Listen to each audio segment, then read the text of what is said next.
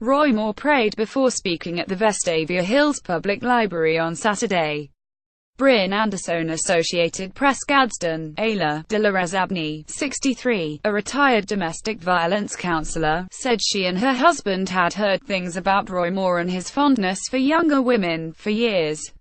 On Monday night, Ms. Abney said she recalled Mr. Moore, the embattled Republican Senate candidate, being a regular presence in the mid-1980s at the YMCA there. She said, "He was often talking to much younger women that appeared to be high school on up," she said, in an exercise class she was enrolled in. "I'm not saying he was trying to pick them up. It just did not look appropriate. I truly believe these women," Ms. Abney added of the women who have come forward to accuse him of misconduct in recent days. "This type of behavior is highly unacceptable and deplorable in our leaders, but the Abneys are also Democrats and longtime critics of Mr. Moore and his hardline take on Christian values." The emergence on Monday of a new accuser, who said Mr. Moore sexually assaulted her when she was 16, only cemented their views of him. Etowah County, the largely rural slice of northeast Alabama where Mr. Moore was raised and currently lives, was bitterly divided about Mr. Moore before the allegations. And it remains so now. Rumors that once simmered at a low level of his interest in young women, which was mostly deemed moderately creepy rather than criminal, are now clogging Facebook feeds, dominating talk at fast food restaurants and generating endless gossip. Mr. Moore, many people say, clearly had a fondness for younger women in decades past. When he got married to his wife, Kayla, in 1985, he was 38 and she was 24. But around Gadsden, a city of 36,000 in the foothills along the Coosa River, opinions about the recent allegations tend to follow lines that were etched long before. "I simply cannot believe it," said Albert Morgan, 92, a retired pastor who was sitting down to a meal of chicken and potatoes to celebrate his daughter's birthday. "He went to West Point, and then he was in the Vietnam War. He's very intelligent. I've always admired and respected him." Mr. Morgan's daughter, Sheila Christian, who had just turned 68, said she was deeply suspicious of the accusers. "Let's look at these people's past," Ms. Christian, who works in a doctor's office, said. "Roy Moore, if he did it, that's between him and God." Gadsden has a long blue-collar history, sustained for most of the last century by textile mills, a steel mill, now closed, and a tire manufacturing plant. It is also a city of churchgoers. But it is not a well of unfettered support for Mr. Moore. In a runoff for the Republican Senate nomination in September, Mr. Moore won 57% of the vote in the county, less than he earned in 42 of Alabama's other 66 counties. It is easier to find signs for his Democratic opponent, Doug Jones, than for Mr. Moore. But even in a place that has long ago been polarized over Mr. Moore, there are hints of nagging doubt among his supporters, and admissions by critics that they still want more clarity about the allegations. On Thursday, The Washington Post reported that a woman said Mr. Moore had a UAL encounter with her in 1979, when she was 14 years old, and he was 32. 3 other women told the paper that Mr. Moore pursued them when they were between the ages of 16 and 18. On Monday at a news conference in New York, a 5th woman, Beverly Young Nelson, alleged that Mr. Moore violently sexually assaulted her in Etowah County when she was 16 years old.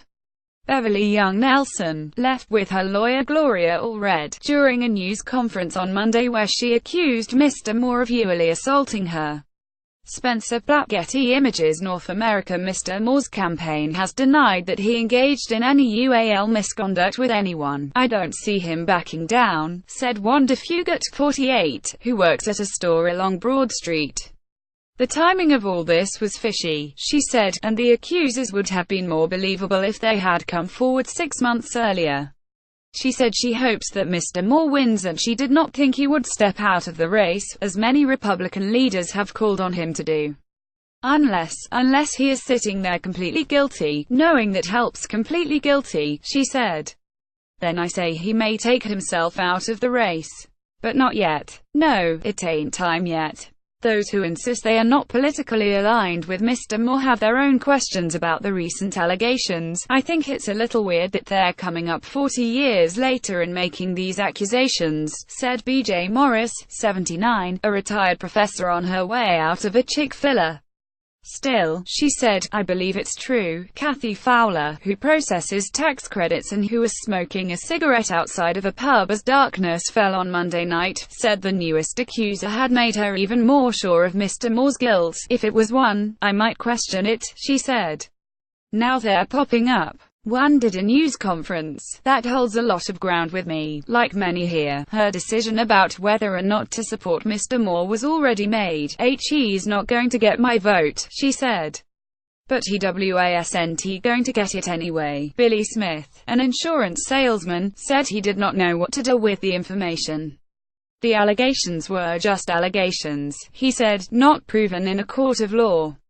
If he did the crime, obviously it's disgusting and that breaks my heart for anyone that suffered, he said. The other thing is, it's a little suspicious at this point because it's taken so long for things to come out. Mr. Smith, a Republican, had decided earlier that Mr. Moore was not intellectually enough to be a senator. But he was also strongly anti-abortion, and could not fathom voting for a Democrat. He said he might sit the December 12th election out. Whatever happens in the election, stories long murmured around Gadsden are now out and have to be reckoned with. For some the controversy that comes along with that may not have been worth it. American people have become a bucket of crabs, said John Leach, 51, who was reclining at his desk behind a warren of jewelry cases in a shop in downtown Gadsden. Everybody's trying to grab each other, destroy each other. Do I think he did it? I think something went on, Mr. Leach continued. Still, he said, his accusers should have come forward years ago. Or, maybe they should have kept to themselves. Just because long-breed bad things are true does not mean they should be unburied. I'm a black guy, 51 years old, Mr. Leach said. What would it be like if I started digging up racism? It would be a mess. It would keep it going on and on. Let's just leave the bones in the cemetery. Alan Blinder and Campbell Robertson contributed, reporting from Gadsden, Ayla.